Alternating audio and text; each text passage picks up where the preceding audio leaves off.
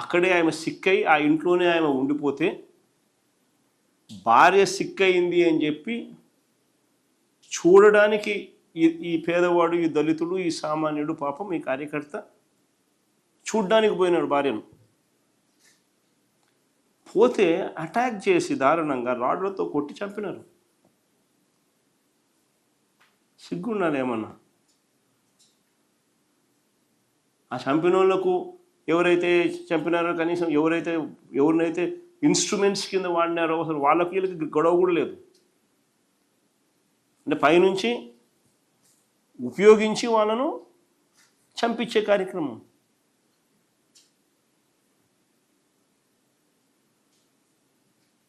దీంట్లో సిఐలు, ఎస్ఐలు, ఎస్పీలు, చంద్రబాబు నాయుడు ఎమ్మెల్యేలు, చంద్రబాబు నాయుడు గారు సాక్షాత్తు వీళ్ళంతా దోషులే.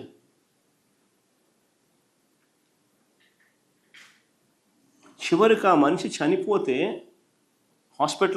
దెబ్బలు తిని హాస్పిటలైజ్ అయితే 6 రోజులు వైద్యం చేయించుకునే క్రమంలో 6వ రోజుకు తను చనిపోతే, చనిపోయిన ఆ మనిషిని తన ఊర్లో బరీ చేయడానికి కూడా ఊర్లోకి పోకూడదు అని చెప్పి పోలీసులు అడ్డుకున్నారు. ఆశ్చర్యం కలిగించే విషయం. ఎట్లా అడ్డుకుంటామయ్యా అని చెప్పి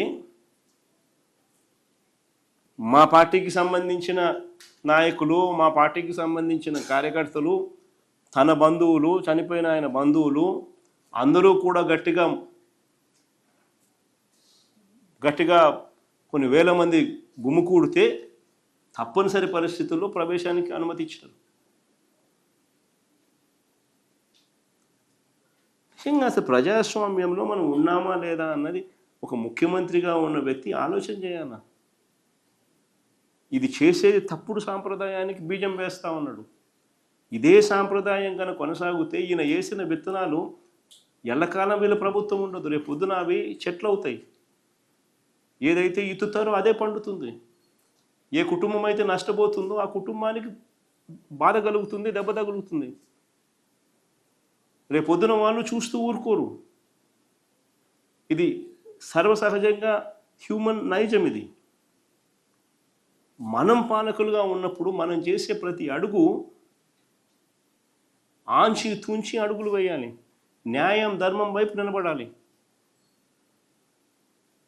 పాలకుడు అనేవాడు న్యాయాన్ని, ధర్మాన్ని తప్పితే ఒక విషపు గింజలు నాటినట్టు అవుతుంది.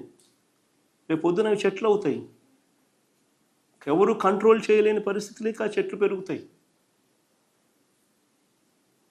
ఈ మనిషి నాయకుడు కాదు, పాలకుడు కాదు. అన్ని చెడ్డలవాట్లు, చెడ్డ గుణాలు ఉన్న ఒక తప్పుడు మనిషి. ఏదైనా భగవద్గీత చదివినా, ఏదైనా బైబిల్ చదివినా, ఏదైనా ఖురాన్ చదివినా కానీ మనకంతా దేవుళ్ళు ఆ గ్రంథాలలో మనకు చెప్పేది ఏంది? మోసం చేయకండి, అబద్ధాలు ఆడకండి, రైచియస్గా బతకండి, ఆనెస్ట్గా బతకండి అని మనకు నేర్పిస్తారు. కానీ చంద్రబాబు నాయుడు ఆయనకున్న అలవాటు, ఆయన కొడుకు ఆయన నేర్పించిన అలవాటు, చివరికి ఆయన పార్టీ వాళ్ళకి ఆయన చెప్పే అలవాటు ఏంది? దౌర్జన్యం చేయండి, మోసం చేయండి, తప్పులేదు. అబద్ధాలన్నా తప్పులేదు. వెన్నుపోట్లు పొడిచినా తప్పులేదు. అధికారమే ముఖ్యం. ఆయన నేర్పించేది నిజంగా అన్ని తప్పుడు విత్తనాలు నాటుతూ ఉన్నాడు. ఇవి రేపొద్దున వృక్షాలు అవుతాయి.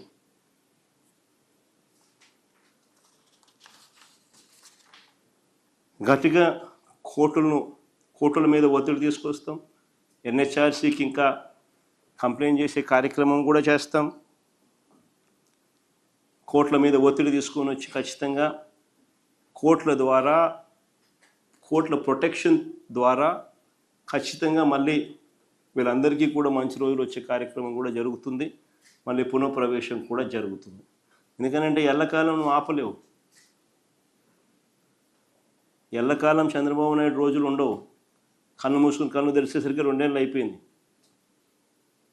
మరో 3 ఏళ్ళు కూడా కన్ను మూసుకుని కన్ను తెరిచేసరికి 3 ఏళ్ళు అయిపోతుంది. దాని తర్వాత ఇదే చంద్రబాబు నాయుడుకు తాను వేసిన విత్తనాలు వృక్షాలు అయితే ఎలా ఉంటుందో చంద్రబాబు నాయుడుకు తెలుస్తాయి.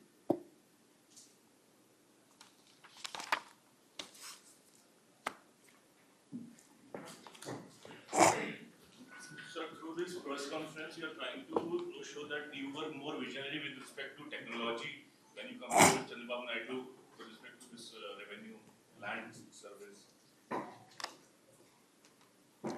Basically, we're here, Avinash, only to showcase the reality which has been a missing point. What is it that Chandrababu is claiming?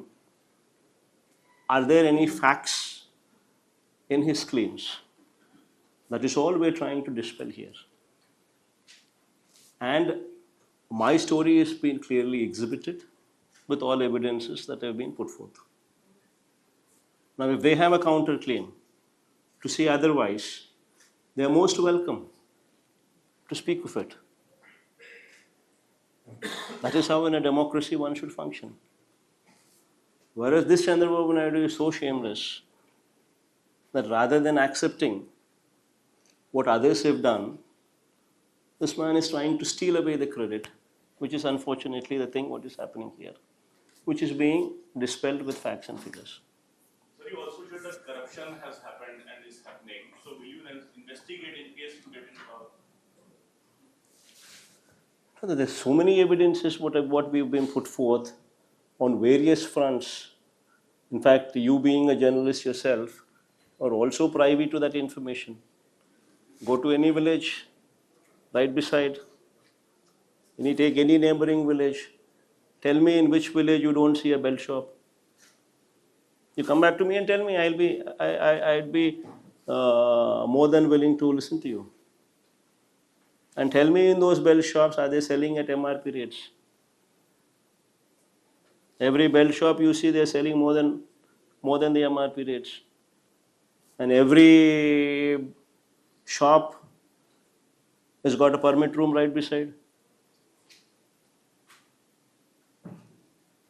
You yourself are privy to those facts.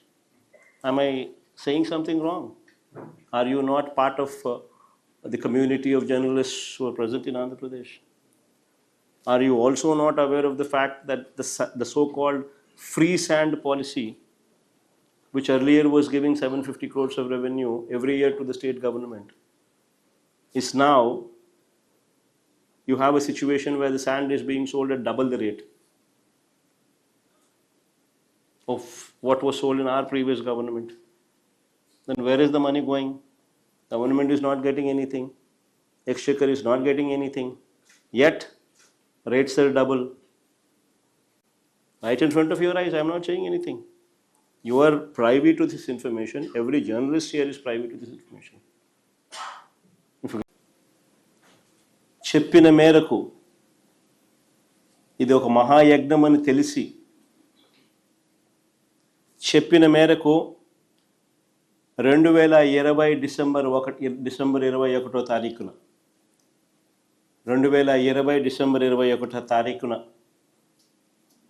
100 సంవత్సరాల క్రిందట 1923లో బ్రిటిష్ ప్రభుత్వం తర్వాత, అప్పుడెప్పుడో బ్రిటిష్ వాళ్ళు సమగ్ర survey చేశారు 1923లో.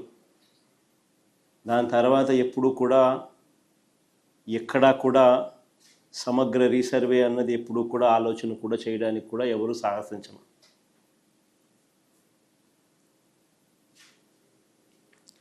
చెప్పిన మేరకు 2020 డిసెంబర్ 21వ తారీఖున 100 ఏళ్ల తర్వాత 1923లో బ్రిటిష్ ప్రభుత్వం తర్వాత సమగ్ర భూ సర్వే రికార్డ్స్ అన్ని అప్డేట్ చేయడం, సిస్టమ్స్లోకి రిఫార్మ్స్ తీసుకొని రావడం మొదలుపెట్టి